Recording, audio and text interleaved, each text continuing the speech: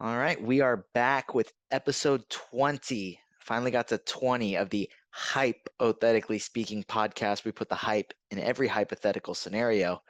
And today we are joined by a very special guest from Fantasy Basketball International, Adam King. You're the first international guest that we've had on this podcast. So this is very cool for me. I don't know if being the first international guest on a tiny podcast is like a really cool recognition kind of thing for you, but I'm ecstatic that you're here. Adam, how are you doing today? Yeah, I'm good, mate. Yeah, look, it is good to be the first international guest, and I do tend to flaunt myself around and just jump on as many podcasts as I can get on because I just like talking about fantasy basketball. For So, sure. and it's exciting as we just touched on about half an hour until the first game tips off. So, yeah, excited to sort of be done with all the preseason and moving into real basketball. So it's yeah, it's exciting. Yeah, for sure. And we'll definitely get into some specifics of fantasy basketball, some little tips here and there, guys that we like, guys that we don't like. But before that, I do want to ask how you got into to fantasy basketball and working with Fantasy Basketball International. Yeah, so I've been so I probably started playing. I mean, I've played basketball my whole life, since I was about 6, I think, Hmm. and recently forced into early retirement because of a knee injury, and a wife that doesn't want me to injure it again. So, Makes sense. um, so played basketball my whole life, and watching. I mean, growing up in Australia, access to the NBA was very limited. Sort of when I was 10, 15, 20 even. Um, all we got was possibly one game at midnight a week. That was it. That was the Oh, only wow. basketball we had access to. Um, Luckily, through my basketball and other sports, I was training and sort of out at the Australian Institute of Sport, which is only about half an hour from where I live. So I was out there doing training and that sort of thing. And they actually had a library on site that recorded on a video cassette, a VCR, recorded every NBA game. So because they had a huge satellite out there, because they had a lot of international athletes training and that sort of thing. So whenever I could, I would go to the library and just watch video recordings of NBA games. So was sort of into it, collected basketball cards growing up. And then I guess as I sort of got into my early mid 20s, probably moved away from NBA a bit just because of life and kids and work and all of that sort of thing, and got back into it probably about 10 years ago. Started playing fantasy, and that was just through some guys that I played basketball with, and they said, we've got this fantasy basketball league, and one of the managers is can't play this season. Would you be interested? And I said, sure, I'll give it a crack. And yeah, I sort of fell in love with it from day one, I think. I love numbers, I love stats, I love basketball, so it sort of made sense. And so I started by just writing reports or little articles for our league, just doing weekly recaps, things like that. I did that for about a year, and then started listening to podcasts and actually researching, and came across Josh Lloyd, who everyone listening, I'm sure, knows who he is. And just because he was in Australia, I guess I reached out to him and just said, look, I'm interested in doing some writing. So he let me write for him, just doing a couple of articles here and there, nothing too much. And then I actually went and met with him not long after, and had this discussion with him of figuring out how he got into the fantasy basketball space. So he sort of told me what his path was, and I thought, well, if it worked for him, it could work for me. So I contacted RotoWire, and sort of just said, look, I've been talking to Josh. I know he used to work for you. So they got me on board, had to do some training, and got me on board doing some blurb writing for them. Did a couple of articles as well. Then Fantrax approached me and said, would you be interested in doing some stuff for us? So I did. I did that for a year or 18 months or something, and then Sports Ethos contacted me and said, "Would you be interested?" So Dan Besperis, and I jumped at that opportunity because they're an awesome sort of service and fantasy basketball platform. So worked for them through COVID and sort of moved up in terms of what my role was. But then I guess just towards the back end of last year, no, early this year, it was sort of when I injured my knee and we were in lockdown. I mean, the work I was doing for them, I loved what I was doing. It was just taking up a lot of my time. And with my kids now, 12 and 15, Mm, we're having to run around after them a lot, take them to sport and take them to friends' houses and that sort of thing. And so it was just getting to a point where it took up a bit too much of my time. So I had to scale back a bit. So yeah, I sort of decided to just take a break, which I did for a bit. And then B-Dub, who runs Fantasy Basketball International, I know him. He's a mate of mine anyway, and I just sort of said, look, I've got time. I'm not looking at doing anything major at the moment. Would you be interested in me just helping you out, maybe doing a bit of content and doing a podcast for you? So got back into it that way, and then and then we've got a few regular shows and some new ones coming up.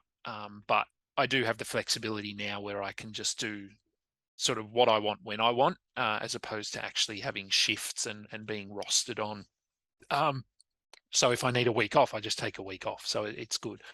And then here we are, starting this season, and excited to be where I am and doing some more podcasting and videoing, which is something I haven't done a lot of in the past. yeah, that's awesome. I didn't realize how many different places that you had already worked at. I guess I Mm, didn't look at them up enough, but I was also, so I've been doing fantasy basketball stuff with NBC for about a little less than a year now. And I think over the past few months, now that I've kind of gotten a little bit more into the community, really just the past month, I didn't realize how big fantasy basketball was internationally. I didn't realize that, especially I guess in Australia, because I guess growing up in Georgia, a lot of people played fantasy football. I didn't know a ton of people that played fantasy basketball. I was able to get like some of my friends to maybe pay attention for the first 2 weeks of 1 points league per year a couple times. So I wasn't huge into fantasy basketball growing up, and then kind of the past few years, I found some friends that are a little bit more into it and into like dynasty fantasy leagues. So I was able to get one good one, but then I didn't realize that's pretty incredible to me, that it's something that's as big as it is internationally. I don't know, mm. but yeah. Yeah, no, and I think that is. I mean, but and fantasy football is. I know it's massive over there. Hmm. And but I guess the big difference is we don't play that sport here, Yeah. or not to that level. I mean, it is played, but not on a national sort of public scale like basketball is here. And the NBA is readily accessible now with League Pass, and our local, the NBL, the Australian competition, we have some sort of ex or former NBA players in the Hmm. league, and a lot of our young players now, as you would know, are making that transition into the NBA. So yeah, I think basketball is, it's probably in the best spot it has been for a number of years over here, both locally and internationally. So no, there are a lot of fantasy basketball heads here in Australia, and as you said, internationally as well. Yeah, that's just really cool to me. So let's get into some more, I guess, fantasy basketball specifics. I went through and found your category rankings on the Fantasy Basketball International website. So I was kind of curious. I know we all have them, guys that we're way higher on than everybody else. Is there a couple guys that you like? I see a few guys that you're probably higher on than me, but is there anybody that's kind of like your guy this season? Yeah, look, I've seen, I mean, a number of the analysts, obviously now that we've finished drafting, they're posting guys that they're getting in multiple leagues. And I think I'm in about 17 leagues, but quite a lot of them are draft only leagues, so leagues that I don't actually have to monitor. That's nice. But I did sort of go through last night and had a look at some guys that I'm getting, and I do tend to punt a lot, and I've gone for similar punt strategies this season. So I have ended up with similar looking rosters in a lot of leagues. But a couple of guys that I went through, I'm just scrolling through my rankings here. I know one was Franz Wagner. I ended up with a lot of him. And Jabari Smith, another player. I'd say I've probably got him in about 7 or 8 leagues. Tends to be guys. So because I'm punting, and I'm normally punting big man sort of stats. So looking for centers and forwards that can hit threes, get steals, get some assists. And someone like Franz Wagner fits that bill quite well. And so I'm okay with reaching a little bit to get him. So he might be sort of a top 80 player, top 70. I'm okay to take him at 60 or 55 or something like that, because in my build he actually gets a bump. And as you would know, with certain leagues, you've got to fill out your roster. So if I wait until the end of the roster to fill out my forward and center spots, I'm stuck with Kelly Olynyk or someone like that as my starting center for the season, which isn't a good thing. So they're probably a couple of players. Tari Eason, I got him in quite a few spots as well before the hype sort of hit. Got him in a lot of draft only leagues. So there's sort of 3 off the top of my head, but Terry Rozier is probably another one. I think I took him in quite a few leagues. And what about in terms of your teams? Have you found guys or come across guys that you're taking in multiple spots? Yeah, actually, Franz Wagner is one of the guys that I pretty much make sure I come away with in every draft. And I think a lot of times I find myself falling victim to narratives, and seeing him do as well as he did in Eurobasket, I was like, okay, that's a guy that I definitely want to draft this season. So it's funny that you mentioned that. And then as far as, waiting to get centers, I actually found myself doing the same thing. Yesterday we had the company draft for NBC, and my starting center is PJ Washington. So I definitely waited Yeah. a little bit long there. I think a lot of young guys is really Evan Mobley, Scotty Barnes, Franz Wagner, a lot of guys from that class are guys that I've made sure. I want to say I have 7 leagues, including my home dynasty league. So not as many. I think I did more mock drafts this year than leagues, but my first real year going through doing a ton of mock drafts and leagues with people, since I didn't start this until, I guess it's 11 months ago-ish. So it was after draft season, but Yeah. definitely Cade Cunningham, Anthony Edwards, basically everybody under 23. I was like, yeah, I'll draft them. So I guess this is what I kind of did, but Yep. fun stuff. Is there anybody that I guess you're kind of lower on or don't think will play quite to their ADP? I don't have any ADP numbers up, so don't worry about matching it to the exact number, but is there anybody that you're kind of lower on, I guess, than everybody else? Yeah, so I've got the Yahoo ADPs here in front of Awesome. me. I think it's basically my homepage is Gotcha. the basketball monster Yep. numbers and stats, and guys that I'm lower on. If I scroll through, no, look, I don't think there's a lot of guys going. I mean, as you would know, once you get sort of beyond about pick 50, 60, if you're taking a guy whose ADP is 90, if you're taking him at 70, that's not that much of a reach when you look at Yeah. value. So it would really, I think, beyond sort of the 4th round, it's hard to say that you're reaching for anyone, because you can really make a case based on their stat set. I do think that, I mean, and I've taken him in a few leagues, but I do think Anthony Edwards is probably going a little higher than I think.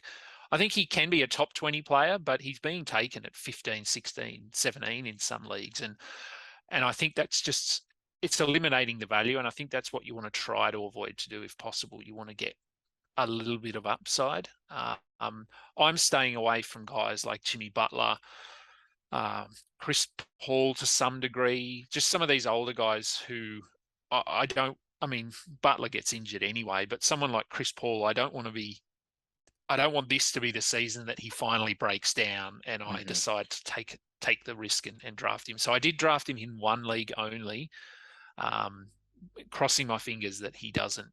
His hamstrings finally don't sort of snap and he just can't play at all. But no, look, I think with the amount of information that's out there now, the podcasts, all the written content, it's pretty hard to go wrong because everyone is on a similar page. Like there's no one, I don't think, that's taking a player 5 rounds ahead of someone else. So yeah, I think if you do your research, you'll be fairly safe with any pick.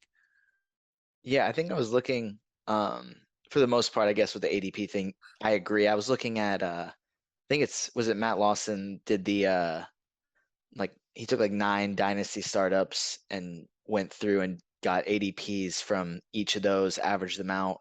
But some of the, I don't have the spreadsheet right now. I think he may have sent it, but um, a couple of them had some massive reaches. Let me see if I can find that really quickly.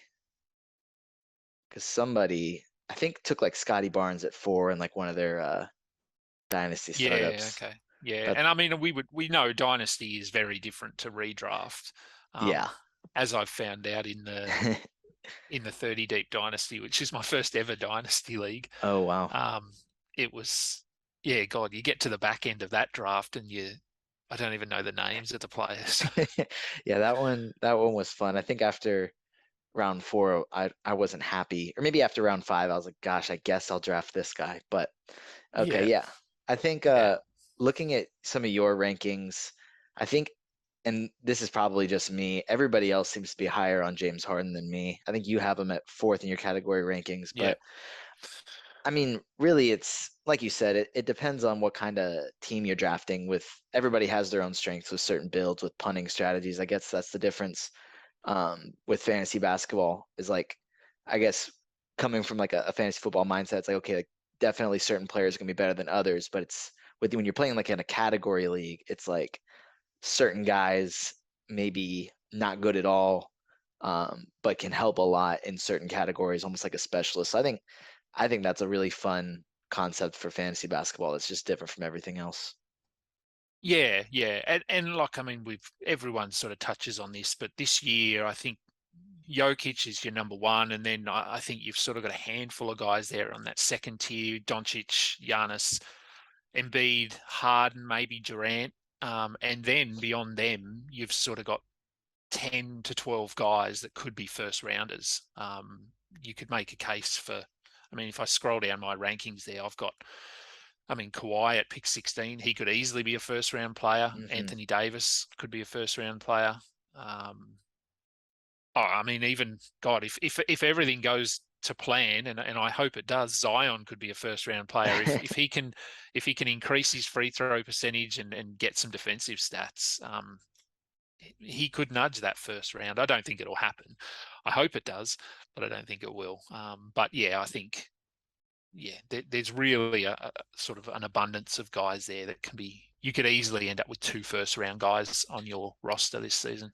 Easily. And then, I mean, even with Zion, if you get Giannis and Zion, I mean, you're gonna dominate a couple Mm, different categories there without having to worry about free throw percentage at all. So he could play like a first rounder for you. I don't know. yeah. Fun to me. Let's get into just some quick hitters of I'm gonna give you two guys that are, I think, kind of similar ADP, probably kind of similar play style, and you Yep. just tell me which one you'd prefer. Um, so we'll start with two heavy assist guys, Tyrese Halliburton or Trey Young. Which one are you drafting? Ooh, I've drafted both these guys in a couple of leagues. It's probably if in a vacuum, I probably go with Trey Young just because he of the scoring. Um, I think if you're taking Halliburton with your first pick, he he's not going to sort of be an elite scorer. He might get 20 points, 19, 20 points, but if you take him with your first pick, as you would know, beyond about round 4, it's really hard to chase points. So you do need to get them early. So I actually took Trey at pick 3 in one of my leagues, with a specific punt in mind. So he was, based on the punt that I did, he was the number 1 player. He was better than Jokic. So um, I would lean him probably just because of the points, but I do think Halliburton, in a roto league, I'd go Halliburton just because of his ability to do a bit of everything, and he doesn't really hurt you anywhere. Hmm. And yeah, I mean, he could very well lead. And I actually projected it on. Zach did a thing this morning on Twitter about projections for the year in terms Hmm. of leading scorer. That, and I don't know if you did yours as well, and I did mine, and I actually think Halliburton will lead the league in assists. So Yeah, I saw Zach's. I was before Zach even did that. I think I saw some other people just kind of doing predictions for the season. So I did a yeah, much lengthier, more than just stats, did yeah, like full okay, standings and everything. But yep, yeah, I think also Halliburton's definitely going to lead the league in assists. It blew my mind when I think I was writing something this summer. I think for our draft guide, and Halliburton just got traded to Indiana, stepped onto the court with only one guy he'd ever played with before in Buddy Hield, and mm, almost averaged 20 and 10. I just think that just yeah, blew my mind. I think with a full off season with those guys, 20 and 10 is very realistic. And I think that's something he said was a goal of his. yeah, I'd still probably lean Trey Young, but I think it would really, I mean, at points of this offseason, I definitely lean Tyrese Halliburton. But after watching the preseason game in Abu Dhabi, the first one against Milwaukee, just seeing that the way they used Trey Young and then also gave DeJounte Murray kind of his time to have the ball in his hands more with both on off and off the court. Both those guys are going to be just fine in fantasy. And I mean, I'm a Hawks fan, so I'm a little bit biased there. Huge Trey fan, so I'd probably lean Trey Young as well. But I mean, Halliburton's going to be fantastic this season. yeah. I'm quite high on the Hawks this year in general. I think they could be a top 4. I think after last season they were pretty disappointing, um, and I think the John Collins stuff seems to have settled a bit. Hmm. And Okongwu, I love Okongwu. He looks really good. So I think they can manage Capella a little bit better now that they've got a solid backup. And DeJounte, I mean, he's an awesome player. So throwing him in there. So I actually think the Hawks could be, yeah, could be really competitive, especially through the regular season. And I hope so. All right, next one. Two guys that missed a ton of time last season. Injury prone would probably be an adjective that most people would use to describe them. Kawhi Leonard or Anthony Davis, which guy are you drafting? Kawhi. That one's fairly easy for me. Okay. I just like Kawhi. I just think, yeah, and I don't know. The Lakers concern me a little bit. I know Anthony Davis is an awesome player, and he has been the number 1 player, but he hasn't been for a few years. I just think his scoring has taken a bit of a hit with LeBron there, obviously. Um, yeah, I just think there's a better chance of Kawhi being a top 5 per game player than Anthony Davis. So yeah, so I would go with Kawhi there. I'd agree with that. I think Kawhi missed all of last season, but I don't think this year he's gonna miss a ton of time with like little injuries here and there. I think he's here to Mm, play. They'll definitely manage his minutes. I don't think he plays a single back-to-back all season, but I no, think you could get 55 to 60 games. That's probably very hopeful out of him. And when he's on the court, I have no doubt in my mind he's going to be playing at probably a top 10 level in category yeah, leagues.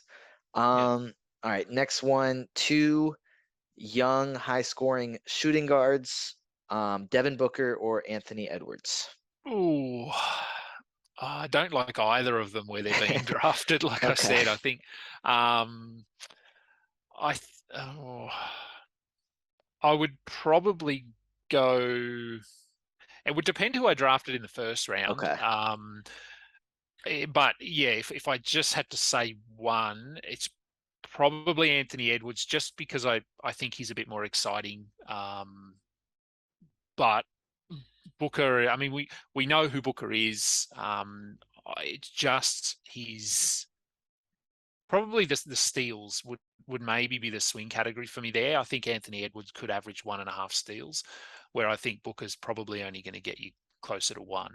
So yeah, both could score sort of upwards of 26 points this season, maybe. I think, and the Suns, I mean, who knows what's going on in Phoenix at the moment? Yeah. So that worries me a little bit. So probably Edwards, but I think if you've drafted someone who's a little bit more uncertain with your first pick, then Booker is probably a bit safer. Okay.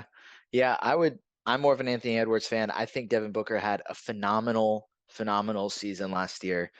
I don't see him having a better season than he did last year, and he was still just a late second round guy. I think Anthony Edwards hasn't kind of reached his peak yet, where I think Book may have. I think that's kind of my same argument that makes me pretty anti Ja Morant.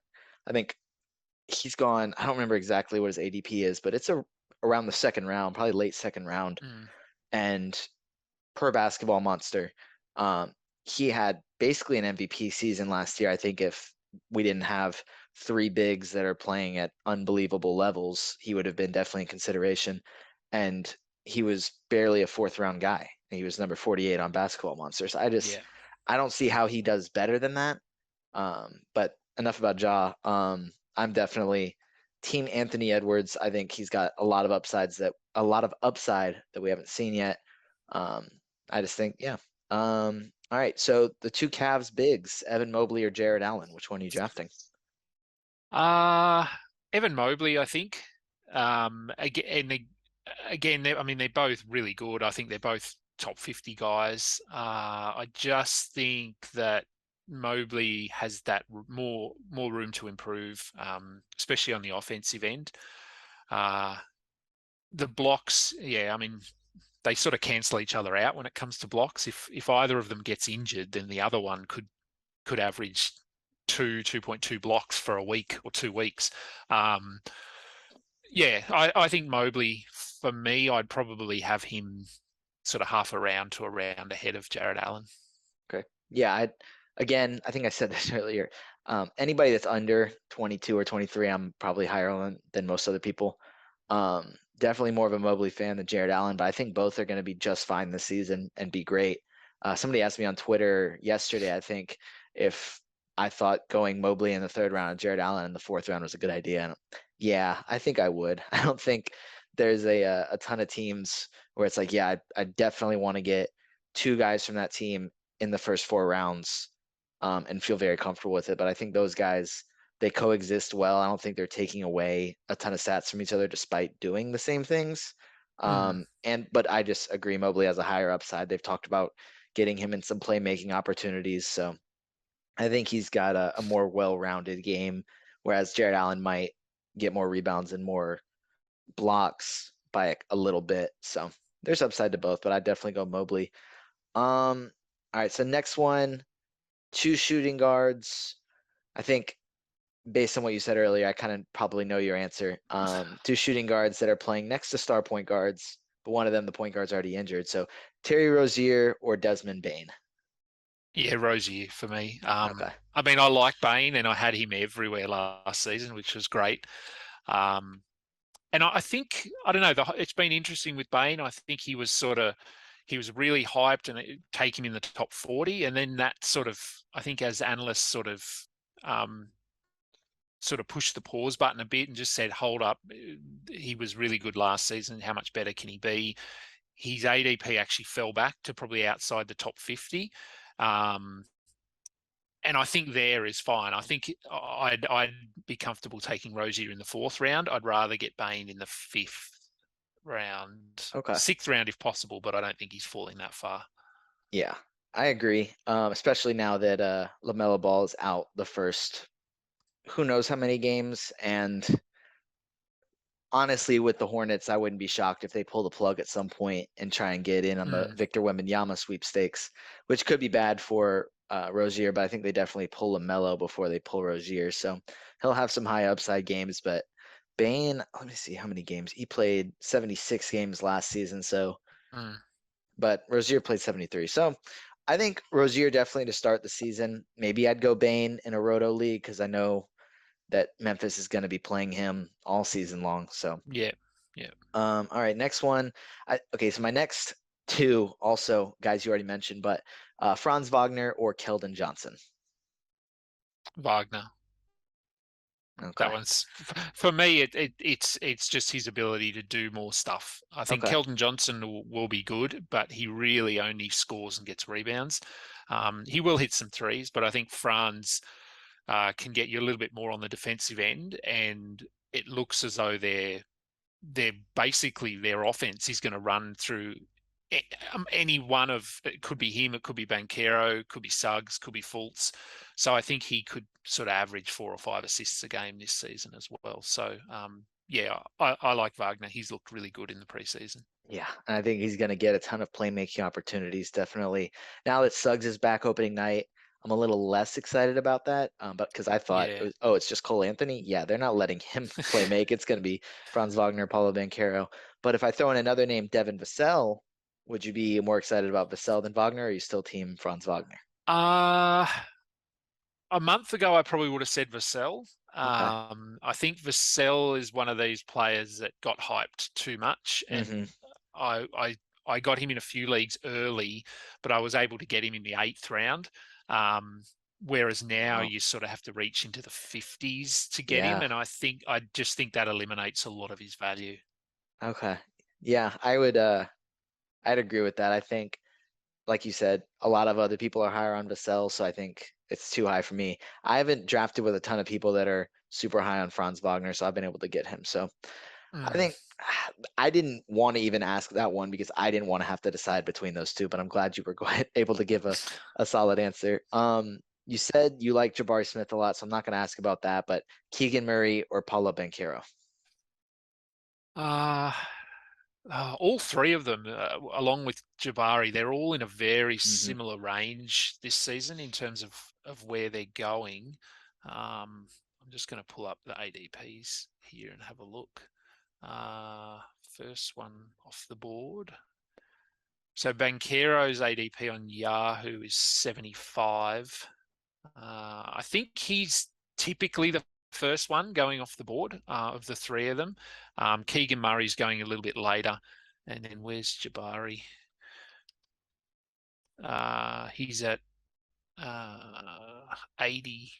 No, 100. God, 100. Right. Okay. So I didn't realize he was that low. I did actually get him at 100 and something in one of my recent drafts. Um, Yeah, look, so I think if looking at Keegan and Banchero, I don't know. I think I'm starting to lean Keegan, and whether that's just because of Zach and a few guys. Like I know he's a favourite for a few guys, and um, it probably would have been Banchero a few weeks ago, but I think I'm slightly leaning Keegan now. Okay. But Jabari would be my preference out of the three of them if I had to pick. But based on ADP, I'm way off. Gotcha. Yeah. I think I was looking at those ADPs the other day and it just blew my mind because none of those guys have been there at whatever their ADP is when I've drafted. I don't Yeah, think, no, especially with Zach, I'm not getting Keegan Murray past pick 50, 55, yeah, maybe 60. Um, yeah. but I would, Yeah. if I had the option to get all like any of the three, I would choose Keegan Murray. All right. Two big money guys that just got huge contracts to come off the bench and score points. Jordan Poole or Tyler Hero. Uh, hmm, Jordan Poole, maybe. Okay. I haven't really drafted either of them, just because they really only score get threes. I think Poole probably has slightly more playmaking upside, Hmm. and I think the Warriors, as we know, they're going to rest Steph, they're going to rest Clay, they're going to rest Draymond. If any of those three rest, Poole comes into the starting lineup and gets the ball in his hands a bit more.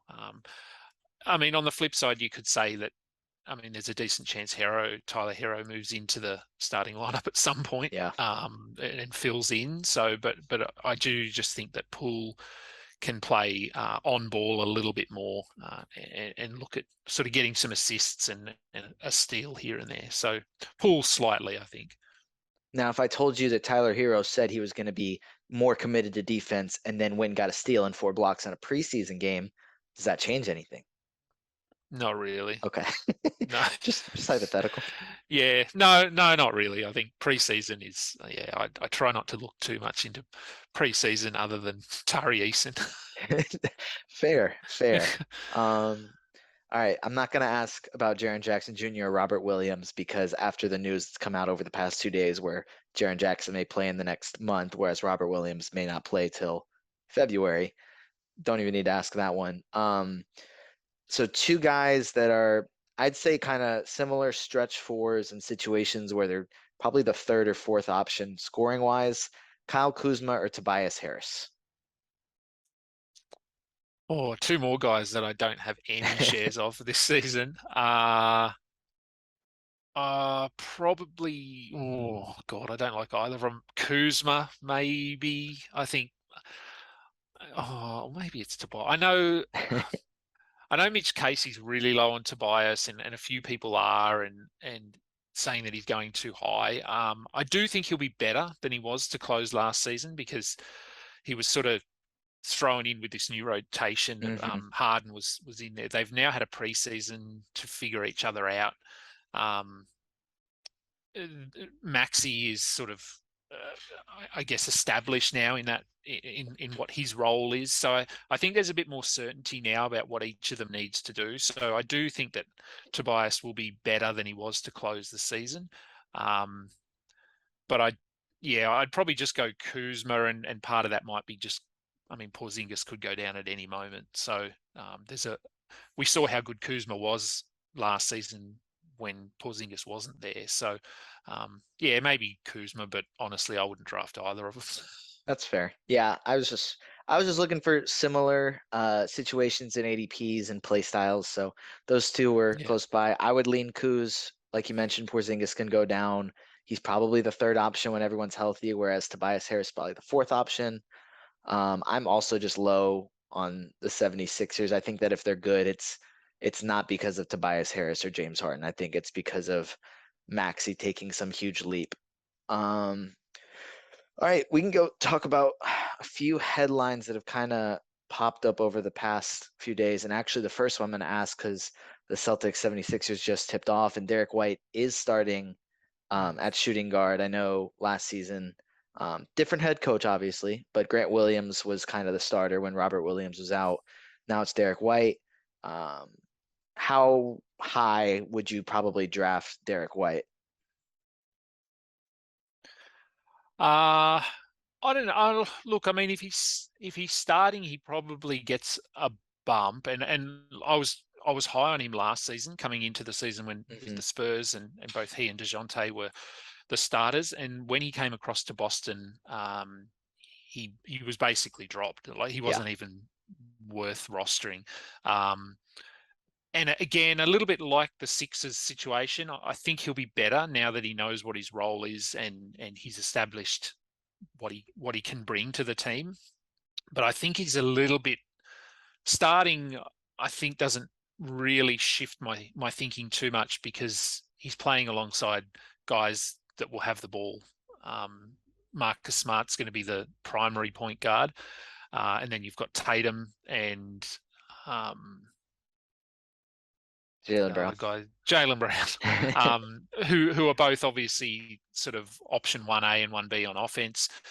So I think Derek White is one of these guys whose real life value actually outweighs his fantasy value. I think he's really important to the team and what he does, but I don't think that's necessarily going to translate into fantasy value. But I mean, look, he's not even being drafted in a lot of leagues. So while if he's going to start and play 28 minutes a game, you could take a last round pick. But I actually think Brogdon is going to be pretty good for them off the bench. I think I projected him to be sixth man of the year this year. So Yeah.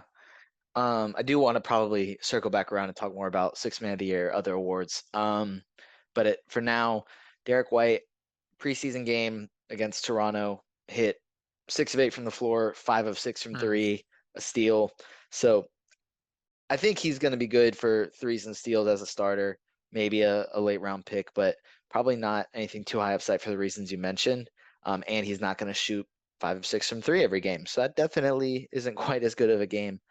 Um, All right. So would you, I guess it's, past draft season at this point, but would you feel more comfortable having Lonzo Ball sitting in an IL spot after LeVar Ball kind of saying that there was nerve issues with the knee, that they have fixed now? And now it seems like after months of his knee just not getting healthier, it's going to actually start to progress now. Would you leave him in an IL spot, or would you just say I'm kind of done? There's no reason to even hold him.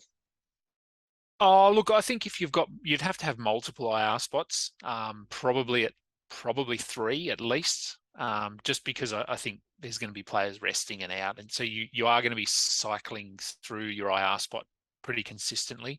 Um, yeah, look, I mean, it's good if it was nerve issues and they have rectified that, but in saying that, it still takes a lot of time if he hasn't been able to jump or use his knee, it's going to take a couple of months to even get it back to a point where he can start running and jumping. So, yeah, it doesn't really change my thinking too much. I'd be happy to grab him in the last round and then put him straight into IR. But like I said, only if I had three IR spots to use. Yeah. Okay. Yeah, I did it. I think I did it a couple rounds before in the draft last night. Just stuck him in an IL spot when I got done, but definitely a few rounds before the end, just because 14 team league. I think the last couple rounds I was like, I don't want any of these guys on my team, so I'll Yeah, just take Lonzo. yeah. Deeper leagues, you could go a little bit higher. Right. Yeah, so go into, like you said, into the 12th round as opposed to the 14th round. Yeah. And all right, so this next one may be more of a dynasty question kind of thing, but Kevin Porter Jr. just got his, I believe, 4-year, $82.5 million extension with only the first year guaranteed. Would that make you more excited to draft him, or are you a little bit concerned about Houston's, I guess, kind of lack of faith in him being there long term? Yeah, it's a weird contract. I don't think it really doesn't change too much. I don't think, in my opinion, because I think the fact that they've paid him this much shows that they do view him as potentially the point guard of the future. I think the fact that they've sort of done that, set it up so that only 1 year is guaranteed. I think they're just covering themselves based on his history. Hmm. He's been pretty unpredictable. Even last year, we saw when he yelled and walked out or whatever he did, both he and Christian Wood sort of had a tantrum and left.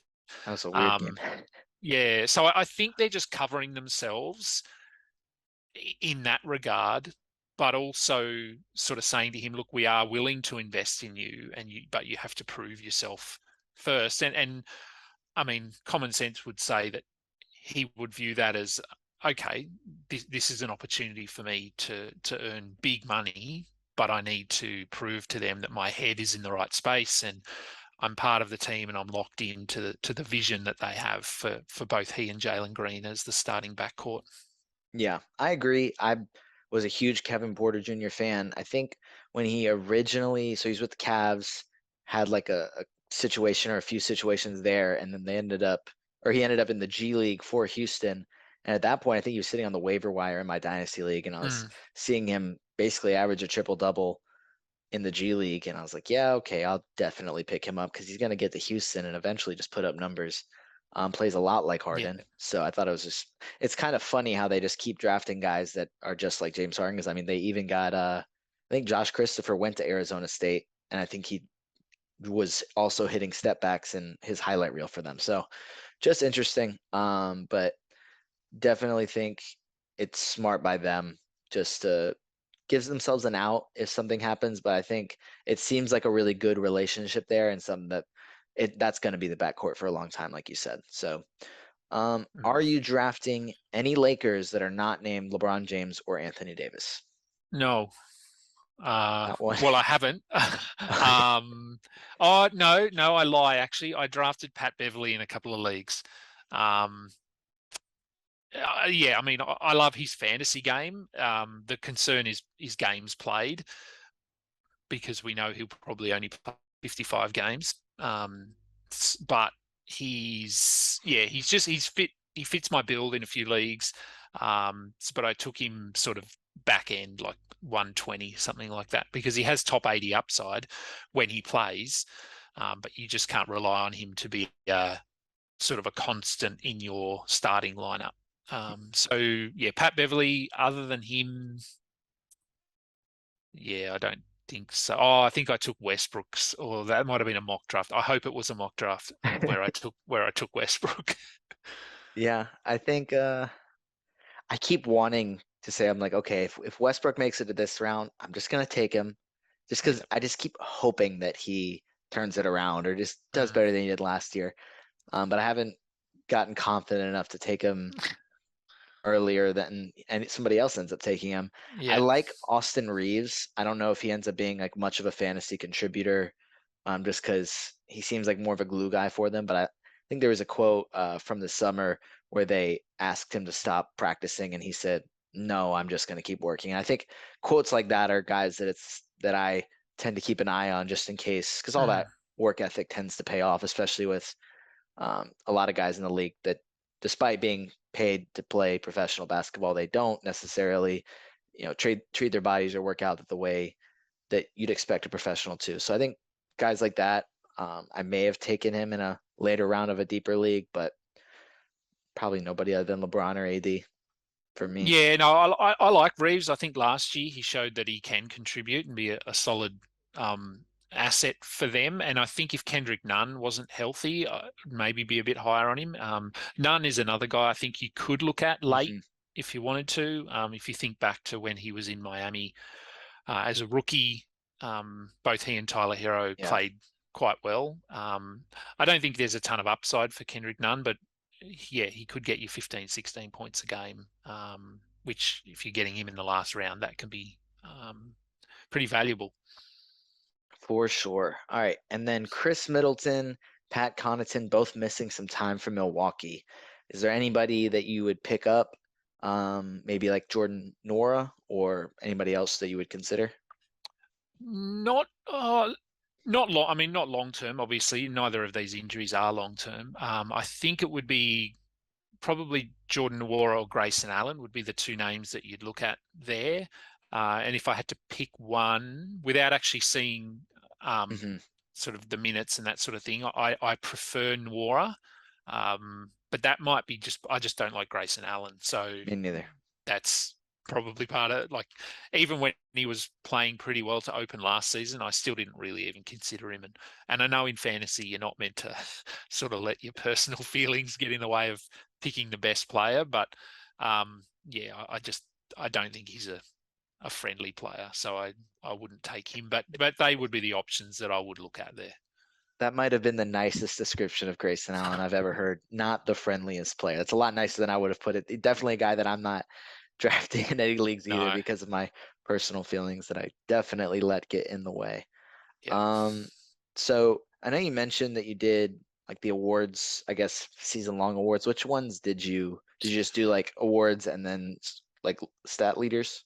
Yeah, so I'm just gonna bring up my tweet here. So yeah, so Zach tweeted out his so MVP, most improved, sixth man, defensive player, rookie of the year, coach of the year, finals projection, and then scoring, assists, rebounds, blocks, and steals leaders. So I just did those. And I mean, we had a few similarities, but I went with, if I bring up mine here, so I went with, okay, so Luca as MVP. Most improved, Tyrese Halliburton, which I was surprised he didn't. Zach went with Brunson for his most improved, so Interesting. that was interesting to me. It's not it's Um, not what he does. That's kind of no, off brand that's for him. not on brand for him at all. Interesting. The rookie of the year, he went King Keegan, so that is on brand for him. Definitely. So sixth man of the year, I went with Brogdon, as I said. Defensive player of the year, Gobert. Rookie of the year, I think Jabari will get it. Coach of the year, I went Steve Nash, Okay. just because I think the Nets might be good this season, and my finals projection was actually Nets over the Nuggets. Um, yeah, I don't know why I'm high on the Nets. I don't really like the Nets, but I just think, yeah, I don't know. I think all the adversity might actually work in their favour this season, and Ben Simmons looks healthy, and I think he brings a lot to them as a team. Scoring champ. So I said Zion. I think Zion might lead the league in scoring. And again, that's me. Just I like Zion. Yeah. Halliburton for assists, Gobert for rebounds, Miles Turner for blocks, and Herb Jones for steals. So they were my projections. I mean, you could throw any number of names in a lot of those categories, but that's what I went with. Yeah. No, I agree with, I want to say maybe a little less than half of those, but still multiple. I had Luca MVP, Tyrese Halliburton, most improved. Rookie of the year, I had Keegan Murray. I think from the moment it was like, okay, Kings are picking it for the top three as the top three. In my mind, it was the Kings are either trading the pick or drafting Keegan Murray, and he's going to fit in seamlessly for a team that's going to try and push for the playoffs. Whereas some of those other guys were playing on teams that may not be as good. And I think if we look at last season, winning actually helps you win Rookie of the Year now. So it wasn't always necessarily the case, but I like Keegan Murray. Defensive Player of the Year, I have Giannis. I mean, with Defensive Player of the Year, there's probably 5 guys each year that have a realistic chance of winning Yeah, it, and you can just kind of throw a dart at whichever one. Okay, that's my pick. Sixth Man of the Year, I have Jordan Poole. Maybe he'll start too much to not even be qualified, but I think if he's coming off the bench consistently, he's still going to come in and put up numbers. And then Coach of the Year, I have Tyronn Lue. I think, I well, considered him. Yeah. yeah. I mean, my finals pick is Clippers over Bucks because I think that the Mm-hmm. Clippers finally get a full healthy-ish season out of their guys, but they're deep enough now that they can still compete without everyone. Yep. Scoring champ, I have Luca. Rebounds or assists, I have Halliburton, like probably most people. Rebounds, I have Sabonis. I think he's going to have a really big bounce back year in Sacramento. And he's not playing. Not that Miles Turner is a great rebounder, but he's probably a better rebounder than Keegan Murray. So I think Sabonis has a chance to average 14 rebounds a game. And then Mm-hmm. steals, I have DeJounte Murray. I think that he's going to play in the passing lanes a lot, but also guard guys are going to have the ball in their hands because the Hawks, the last thing they want is Trae Young to be anywhere near the basketball on defense. And then blocks, I have Evan Mobley. I'm super high on him. I have him breaking out even more than he did his rookie year. So that's what I have. So Yep. fun stuff. Yeah. No, look, I think as you said, I mean, you could throw a range of people into a lot of those categories there. I think, yeah, I mean, rookie of the year, Tari Eason, I mean, back to him, he even flashed through my head. I don't think he's going to get it. He's not going to play enough. But someone like a Jalen Williams in OKC, I mean, if Shea goes down with an injury, I mean, he's looked really good in the preseason as well. So I think there's a few names there that you could consider. But yeah, I think for me, it's Jabari and Keegan was the other one Yeah. who I looked at there as well. I think Jalen Williams wins Rookie of the Week one, or I guess Rookie of the Month. Maybe he can win Rookie of the Month once when the Yeah. Thunder have kind of like said, okay, Josh Giddey and Shea, you're not playing anymore, but Mm. we'll let some of the younger guys play. And then when Jalen Williams starts doing really well, then they'll make up an injury for him too. Just got to get Wemby on that team. So definitely a stretch where Jalen Williams will look like Rookie of the Year. And then Tari Eason, Yeah. man, I hope that he gets into the starting lineup really, really quickly because the way he's looked in the preseason, I know that they have Eric Gordon there now, but if they could trade Eric Gordon for a first, like a late first, and they just do that and just throw Tari East in the starting lineup, that's gonna just to have that young group just get a ton of chemistry together. I think that's gonna be fun. Yeah, I think so. And I mean, on the subject of tanking, so I'm going to be hopefully doing a series of shows this season where I interview analysts, just talking about what they do outside of fantasy and what they do for work and why they got into fantasy. Basically, what we did in the first 5-10 minutes of this show. Yeah. But a question that someone posed to me, I can't think who it was. I was talking the other night, and probably a question that I'm going to ask every analyst. So I'll ask you now, even though I'll probably have you on the show. Okay. If looking ahead to next season in a redraft league, where do you think Wembanyama is going to be drafted next season? Oh man, somebody's gonna take him in the first round somewhere. It's Yeah, not gonna be they me, are. but man, I think it would depend on how he looks in kind of summer league preseason. But the highest I'd probably draft him is, man, third round. I think Yeah. I'm probably, I don't know if that's way higher than everyone or way lower. But I think just you don't see rookies. I know he's generational, but you don't see rookies necessarily finishing super high. And I guess it also depends on where he lands because that's gonna Mm. change a lot. Yeah. No, I'd say you could talk me Yeah. into second Yeah. depending on Oh, how yeah. you. Look, there are. Yeah.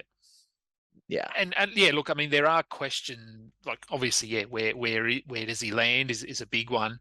Um, I think from memory, Cat during his rookie season, he finished in the top 30 maybe Okay. as a rookie, and I think that's sort of from what I can remember, that's sort of up there with the highest.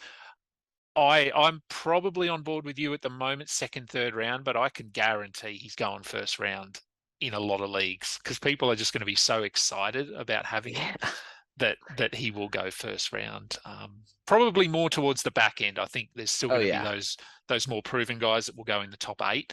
But I reckon once you get into pick 10, 11, 12, people will take him just to have him on their team.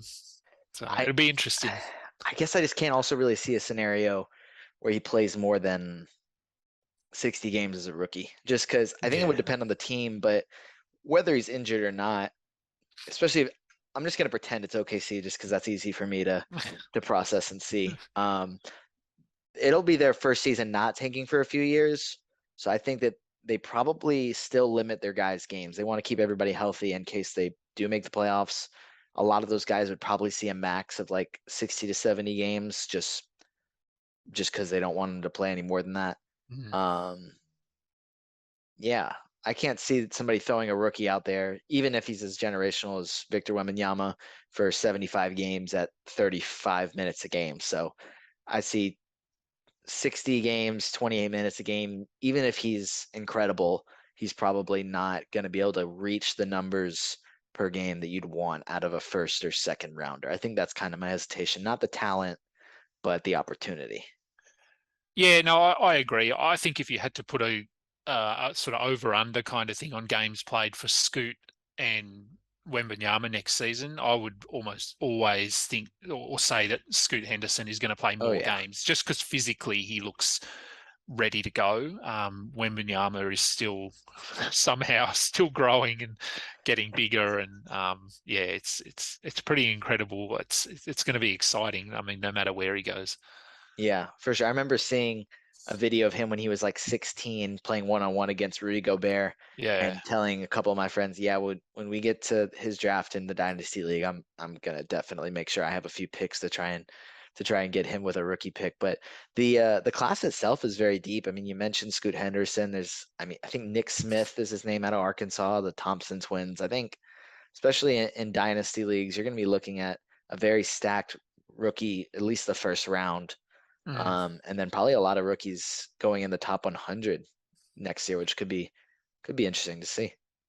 Yeah, no, I know that Dr. A is already planning his tanking strategy in the 30 deep dynasty to ensure that he gets the first pick. So there's going to be, unfortunately, I think I'm sort of stuck in the middle of that league. I think I'm going to be competitive, but not competitive enough to win, but not bad Yeah. enough to come last. So I dug my own hole there, I think.